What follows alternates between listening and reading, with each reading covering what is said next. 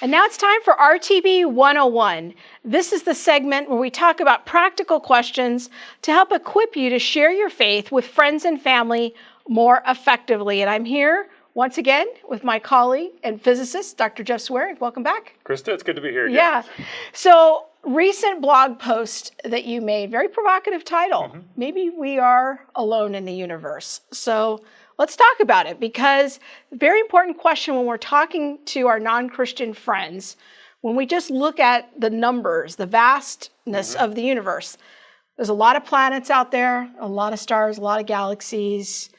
Just statistically speaking, it seems like we might not be alone in the universe. Help us think this through a little bit. Well, that's it's kind of informed by two things. One is that we've recently started finding planets, and as we look at that, it says that just in our galaxy alone, there's probably 400 billion planets the size of Earth, which that's more than one per star. So that's really an enormous amount. And then you also have this Drake equation where people have used to kind of quantify, at some level, quantify our ignorance, but give us a path to investigate. And if you plug in some numbers to that, you get that there are many civilizations. And so it says certainly there's lots of planets out there.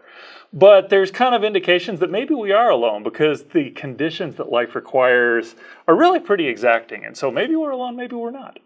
So when we think about this from a biblical point of view, like, where's the place we want to plant our flag in the ground? Is it that we're totally alone in the universe? Or what does the Bible have to say about life on other planets? Well, and to me, that, as a Christian, that's the key question, is what does the Bible have to say about this? And as I read and studied what people have to say, what I've recognized that Christians have thought a lot about this throughout the centuries even. I mean, this is not a new discussion for us.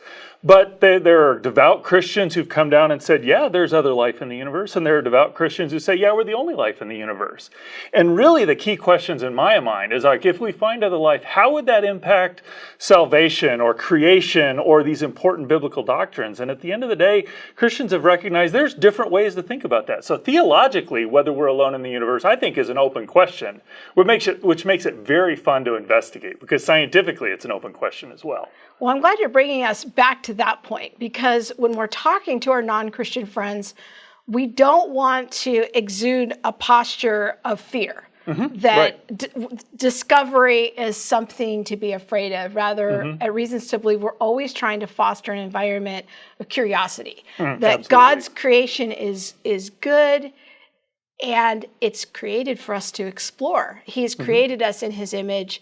I think part of what it means to be created in the image of God is to go out and be curious and explore the universe. And part of this is discovering those planets. Absolutely. And you know what I find is that very often this discussion is set up as that if we find life on other planets, that means the naturalists are right, the Christians are wrong, and you just go home. As I looked into it, that was what was really exciting, is that whether there's life or not, I now have this tool to be able to engage people, whether they think there's life out there or not. So if they think there's life, now I can talk about, well, as a Christian, Christ died for our sins. How would that play out with Christianity? And you notice we're now having a discussion about the gospel without me having to convince them that we're the only life in the universe.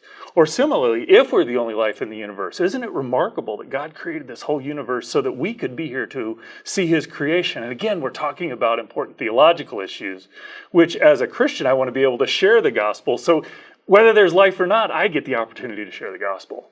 So if a UFO lands on the White House lawn, Christianity doesn't collapse, it's okay? No, and I think the key question was, let's go talk to the UFOs and say, what do you know about God? The presumption is they're going to say, oh, we don't know anything about God, and that would show Christianity wrong.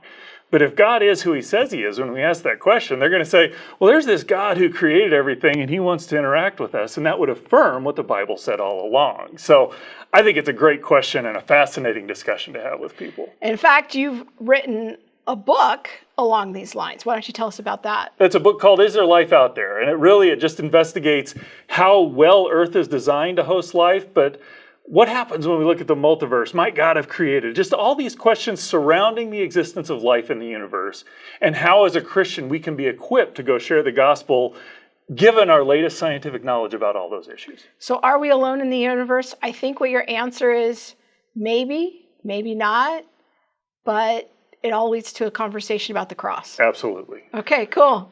And I want to encourage all of you to check out Jeff's blog. It's called Impact Events, where he connects the latest scientific discoveries and news conversations related to science to the Christian faith. And you can check that out on our website at reasons.org.